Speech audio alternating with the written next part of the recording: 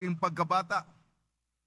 Magiliw siyang tinitigan ni Jesus at sinabi sa kanya, isang bagay pa ang kulang sa iyo. Humayo ka, ipagbili mo ang iyong ari-arian at ipamigay sa mga dukha ang pinagbilhan at magkakaroon ka ng kayamanan sa langit. Pagkatapos bumalik ka at sumunod sa akin.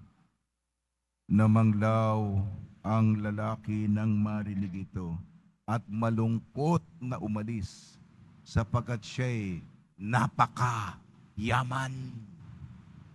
Tiningnan ni Jesus sa mga nasa paligid niya at sinabi sa kanyang mga alagad, napakahirap mapabilang mga mayayaman sa mga pinag-aari ng Diyos.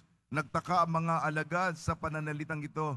Muling sinabi ni Jesus, mga anak, talagang napakahirap mapabilang sa mga pinag-aari ng Diyos. Madali pang makaraan ang kamelyo sa butas ng karayom kaysa pasakop sa paghahari ng Diyos ang isang mayaman.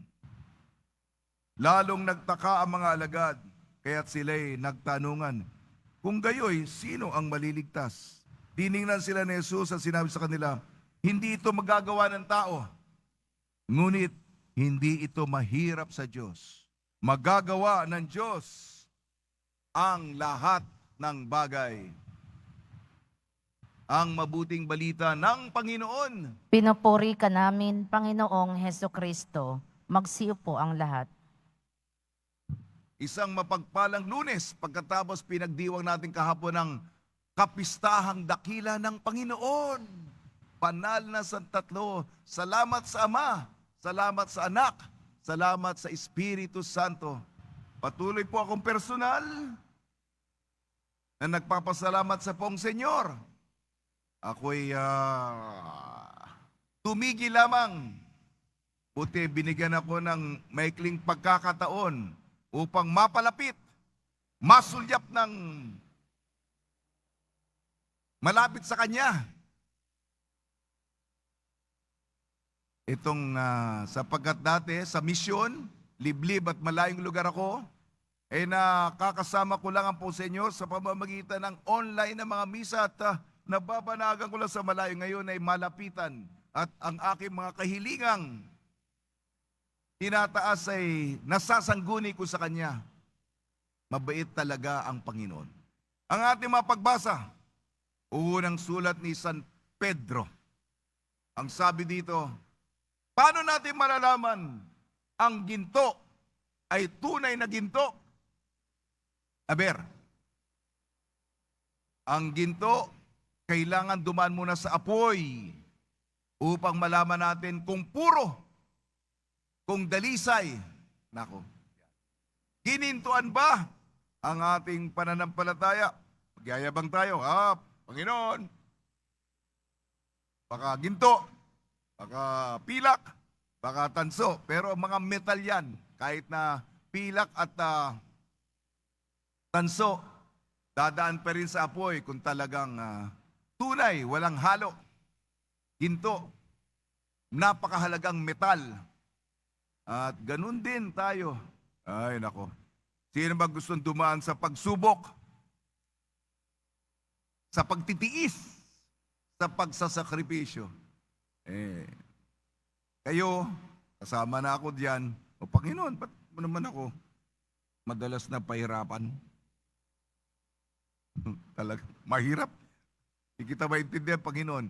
Pero itong sinasabi sa unang sulat ni San Pedro, kung ginintuan, kung sinasabing wagas ang ating pagmamahal sa Kanya, dadaan po to sa apoy ng pagsubok.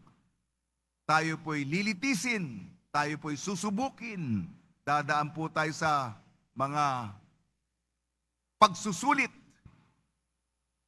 Ating ebanghelyo ayon kay San Marcos, sa madalit sabi, buti naman wala naman sa ating mga may mga milyones pa kayo, o kaya mga bilyones, kasi maliit na milyon ngayon. Ang sinasabi dito ay talagang napakahirap. Una na muna, kung maraming pera ay Maraming tukso. Maraming tukso. Naku. Mahahata ka sa kaliwat kanan ng mga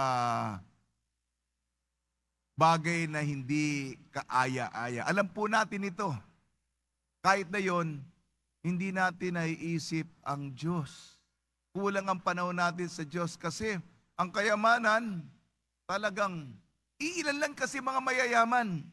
At ang problema ng mga mayayaman kung paano mapapanatili, palalaguin ang pera. Buti tayo, isang kahig, isang tuka. Ayun lang, sapat lang. Kung sapat lang, okay lang. Pero yung problema ng mga mayaman, paano palaguin? Kaya iniisip mo kung paano palalaguin ang pera. Yan. Kakumpetensya ng Diyos. Kaya sinabi ng ating Panginoon, talagang napakahirap mapabilang sa paghahari ng Diyos ang taong napakayaman. Kasi material yan eh. Ang ukol sa Diyos ay mga espiritual, panlangit. Yung pera, yung salapi, hinahatak ang pababa. Pababa, material eh. Ang mga material na bagay.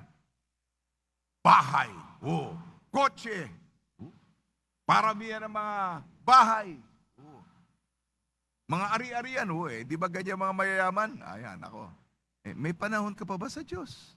May panahon ka pa ba para magpasalamat sa Pong Nazareno? Baka mahirapan. Di ko na sinasabing imposible. Kaya yung huli naman dito, baka may mayayaman dyan. May ilan sa inyo na talagang limpak-limpak ang pera. Baka nga sa inyo dito. Sinabi, hindi imposible. Sinabi, walang imposible sa Diyos. Ipaglaban mo. Madali lang. Marami ka bang pera? Ano sinabi ni Jesus? Di ibigay mo sa mga mahihirap. Di wala kang problema. Marami nagugutom dyan. Yan. Di wala kang problema. Kaya lang dapat may tapang ka upang ibigay. Mag-iwan. Pwede ka rin mag-iwan para sa disente ang pamumuhay. Yung sapat lang. Yung sobra-sobra, ipamigay mo, ibahagi mo sa naghihikahos. Yun ang daan ng kaligtasan. Lang po, mga kapatid. At yung nagsimula ko nasa misyon, ang ating santo ngayon, si San Agustin ng Canterbury, naging misyonero siya, dinala ang, sabi ng Santo Papa, dalin mo, San Agustin, sa Inglaterra, sa Britanya, ang mabuting balita. Saan ba yun? Sama pa yun. Pero siya ay buong tiwala, at gayon nga. Umasa sa Panginoon. Sa tulong ni Maria at ni San Jose at ni San Agustin ng Inglaterra, muli, labanan po natin ang tukso ng materialismo.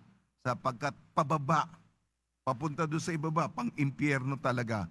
Ang pinapaalala sa atin, ang ating direksyon ay pataas sa langit upang makatagpo ang ating Nuestro Padre Jesus Nazareno.